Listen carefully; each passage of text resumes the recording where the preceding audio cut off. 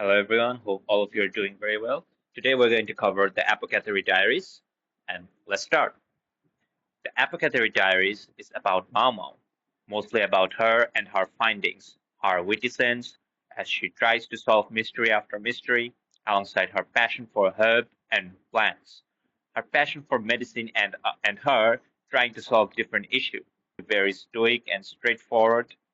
It almost feels as if she doesn't have any feelings for other people, which is obviously not true, as many times throughout the series, she shows how much she actually cares.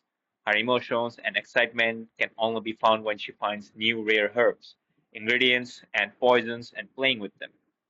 She cares deeply for her foster father, who raised her and taught her the ways of the apothecary. Her time in Rear Palace can be seen with immense hard work and trying her best to avoid royal affairs, but failing nevertheless, solving even murder mysteries, and issuing her own library with Soire, another expert apothecary. Jin Shi is another main character, of course not as central as Mao Mao, but definitely a huge portion of the plot moves around him. Jin Shi, obviously in love with Mao Mao, can be seen from the very beginning, but Mao Mao, being obsessed with herbs and stuffs, doesn't pay heed to his feelings, no matter how much Jin Shi tried to get to her heart. Mao Mao just avoids it, Mao Mao, of course, from the very first, underestimates Jin Shi. Like he thought that Jin Shi is not really that special. He's just a eunuch. Uh, but there's more to that. But throughout the series, it becomes evident that Jinshi is much more capable of doing many things mm, than Mao initially thought, which changed the perception of Jinshi.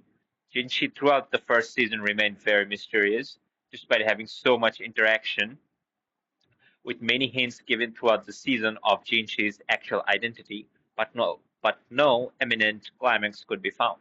But one thing remains true: the plot doesn't move ahead without Jinshi. He is in the driver's seat, and that is like the two important characters. There's also Gaoshen. Is pretty much portrayed as a reliable senior character. It's like a big brother or something. The Emperor not having much to interaction also remains very mysterious because he's the top guy, but there's not enough interaction with him throughout the series, so we don't know much about him. But one thing is for sure, there is somewhat a power struggle between Emperor and Jinshi, because Jinshi is the Emperor's little brother, or at least how throughout the first season was portrayed. Gyokyo is definitely have a innocent looking presence, but no doubt she is cunning and obviously wants her influence in the inner court.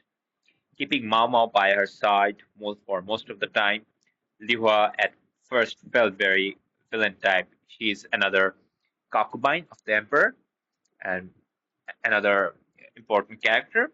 And at first, she just felt very villainous, like she's going to be one of the antagonist type. But eventually, her character grew to appreciate Mao Mao as she helped her recover and find her way back to life, which was portrayed beautifully. Basically, Li Hua, uh, like things happen, and I'm not going to spoil much, but things happen, and at first she was just dying basically, but Mao Mao was there to help her, which ended up making sure that Li Hua got recovered and she started to appreciate Mao, and there was a good connection between them. It's not like Mao is only with Kyokyo. She also helping Lihua. Lakan, that's another character, important. She's Mao's actual father. Basically, I already told you that there's like Mao's foster father, but she's the actual father. At first, he is portrayed as main antagonist, but as the series progresses with final episodes coming, we see the sufferings of Lakan and his mistake and regret and how he actually cares for Mamo. Mamo at first thought to hate him, and you'd think that Mamo just hates him for what he did to her Mamo's mother, but eventually we see that she actually doesn't hate him.